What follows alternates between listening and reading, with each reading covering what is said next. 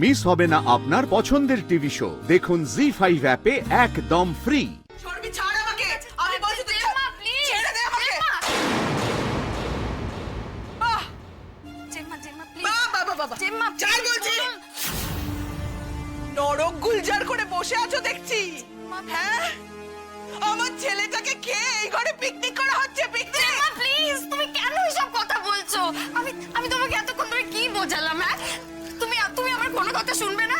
হ্যাঁ জেম্মা, চুপ, একদম চুপ, কোনো কথা বলবি না। তোরা সবাই মিলে আমার ছেলেটাকে খেয়েছিস, সবাই মিলে। জেম্মা প্লিজ।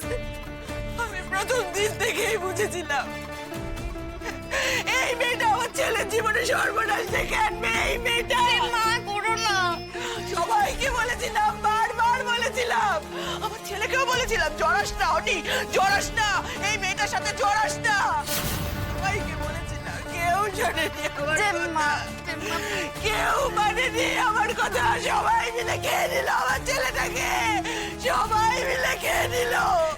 এই মেয়ে, শান্তি পেয়েছো তো? হ্যাঁ, এবার আমার ছেলেটাকে খেয়ে শান্তি পেয়েছো তো? এই মেয়েটার জন্য, এই মেয়েটার জন্য কি না হয়েছে আমার ছেলের সাথে, কি না হয়েছে। বিয়ের প্রথম দিন থেকে আমার ছেলেটা একটু শান্তি পায়নি। শুরু হয়েছে সেই বিয়ের প্রথম রাত থেকে শুরু হয়েছে। একটা দিনের জন্য আমার ছেলেটাকে শান্তি দেয়নি এই মেয়েটা। এই মেয়েটার দেওয়া অশান্তিতে ভুগতে ভুগতে আমার ছেলেটা চলে গেল, চলে গেল। আমার ছেলেটা চলে গেল রে, আমার ছেলেটা আমাদের ছেড়ে চলে গেল। এই মেয়ে, এই মেয়ে, কাকে খাবে এবার তুমি? কাকে কাকে খাবে এবার? জেম্মা, ছাড়। কাকে? হ্যাঁ, ওই যেই ছেলেটার সঙ্গে বিয়ে হওয়ার কথা ছিল তাকেই তো নিজের মনের ঘাড়ে ঝুলিয়ে দিয়েছিলে। এই ছেলেটা তো বেঁচে গেল, বেঁচে গেল ছেলেটা। আমার ছেলেটা বাঁধে পড়ে গেল, শেষ হয়ে গেল আমার ছেলেটা এই মেয়েটার জন্য।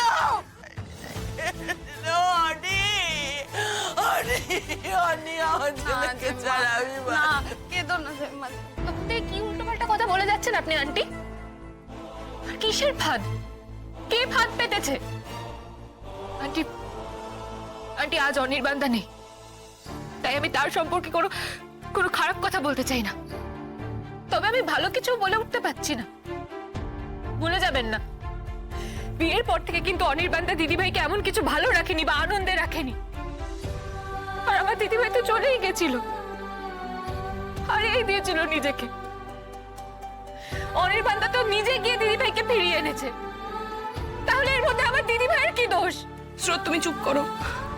একটু মায়ের শোক তুমি বুঝবে না, এখন কিছু বলো না। স্রোত চুপ করো, ওনাকে ওনার যা বলার উনি বলুক, আমরা শুনে নেবো সব।